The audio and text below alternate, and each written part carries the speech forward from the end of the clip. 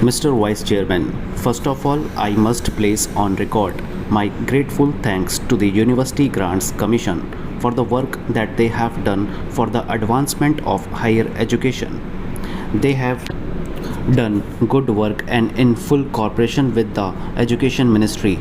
This, I think, must encourage state governments to establish university grants commissions or committees in their respective states. What the country needs most is the coordinated efforts of the autonomous university grants commissions working in harmony with the state governments and university authorities. Coordinated efforts are needed to bring about certain uniformity in the standards of university education. Without that, our educational advancement is bound to suffer from various tensions and difficulties. I do agree with my friend that the annual report under discussion is rather a dull report. At least it is not as bright as the two previous reports were. In the previous two reports, the University Grants Commission invited the attention of the nation to certain academic problems, to certain educational needs. Unfortunately, in this report, the University Grants Commission confines its remarks mostly to what has been achieved in the field of university education under the guidance and with the assistance of the University Grants Commission. However, sir, it is not possible for me to agree with Mr. Santhanam that the University Grants Commission should not extend help to universities for the preservation of manuscripts. Manuscripts are of great importance so far as university libraries are concerned. It is the duty of universities to preserve those manuscripts, and it is the duty of the University Grants Commission to extend to universities the necessary financial assistance for maintaining and preserving the manuscripts in good order. Also, it is not possible for me, sir, to agree with my friend that today universities are enjoying too much of autonomy.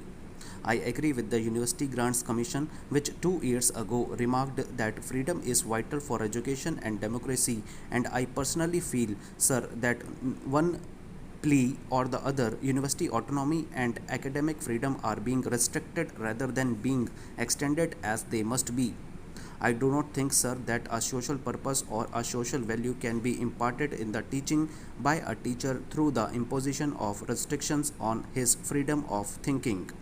I feel that teachers need academic freedom for discharging their duties in an efficient way. If we take into consideration the affiliated colleges, we will notice that the teachers are subjected to such humiliating conditions that it is not possible for them to discharge their duties to their students, to impart to their students any sense of responsibility or any moral values in their lives. I therefore, sir, feel that it is necessary to be more careful about the preservation of academic freedom of teachers. Sir, we are grateful to the Education Ministry and to the University Grants Commission for upgrading the salaries of teachers in the central universities. Yet a great disparity prevails in the salaries of teachers of central universities and state universities and affiliated colleges, and this disparity is causing a lot of heartburning and a lot of difficulties. As one connected with education, I may say that there is not such a marked difference in the quality of teachers serving in the central universities and in the state universities and in affiliated colleges as to justify the great disparity in the salaries of teachers of these institutions. I feel, sir, that we must keep in our mind the remarks of the University Grants Commission made in their earlier annual report with regard to teachers' salaries. We are not only to provide adequate salaries to teachers of affiliated colleges but also to teachers of secondary schools. We must remember, sir, a great majority of students study in affiliated colleges, and the quality of education is largely determined by the quality of work that is done in affiliated colleges. For improvement in the quality of teaching, improvement in living conditions is also very necessary. The University Grants Commission has to invited our attention in its report to the appalling conditions in which teachers have to live. But unfortunately, the University Grants Commission has to admit that it does not seem likely that we shall be able to make anything more than the marginal contribution towards this practical need. I feel that the University Grants Commission should pay more attention to the solution of this problem than has so far been paid by it and the Education Ministry, and that the government should not grudge funds to the University Grants Commission for making adequate arrangements for improving living conditions of teachers who are expected to train the citizens of the country. Sir, in the University Grants Commission report, it is maintained that Rs 12,000 should be granted to every affiliated colleges for the welfare of the teaching staff, and that efforts should be made to provide them with quarters, and that too in the vicinity of the college where they teach.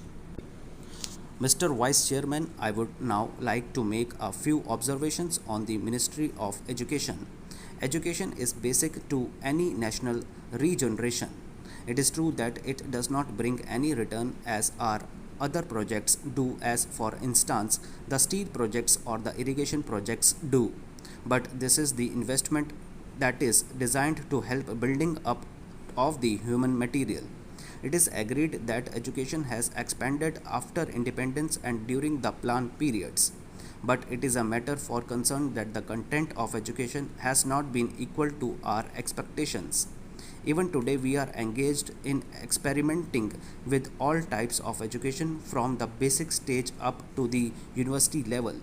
It is not clear, I presume, that the basic pattern of education of which so much was said and written is accepted as a success even today. Where do we stand with regard to the basic pattern? It seems to be the position that all arguments are in favor of that type of education, but all proof is against the success of such a type of education. Where does the government stand with regard to this type of education? We swore by the basic type of education because it was discovered by the father of the nation. But if it has been a failure, why should not the government say that that is the position? Then again, take secondary education and also collegiate education. 3 years ago, it was said that all universities should have 3-year degree courses, and some universities which were reluctant to accept this reform were more or less compelled to do so, and they accepted it. Now certain universities find that this scheme is not working satisfactorily, and they feel that they should have a 2-year course in the college before students could enter the degree course. I mention this to show that this eternal tinkering with education should stop, and it should not go on like this.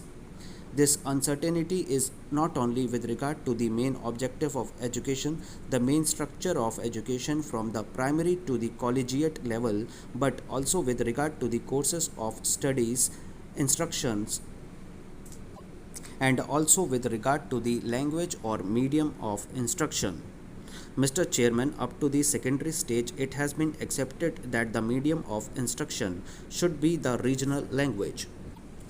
The National Integration Council, however, stated that if universities are to exchange professors, if they have to develop freely, then there should be the common medium of instruction, namely English and Hindi. Now, at the latest National Integration Council meeting, we are told that the medium of instruction in the colleges should also be the regional language ultimately, and if that comes to pass, I ask how will national integration be achieved? It is permissible to envisage a stage if the scheme of the National Integration Council is implemented where different universities will have different media of instruction, and the men that will be drawn from these universities will have to man the judiciary of the land and the all India services. But they will not be able to serve in a state other than the one in which they were educated. How can integration be achieved? We are working at cross purposes. It is time that a high power body was appointed to hammer out a national scheme of education having integration as the basic aim and to implement it systematically. The present method of meddling at every stage of education the present climate in which we are not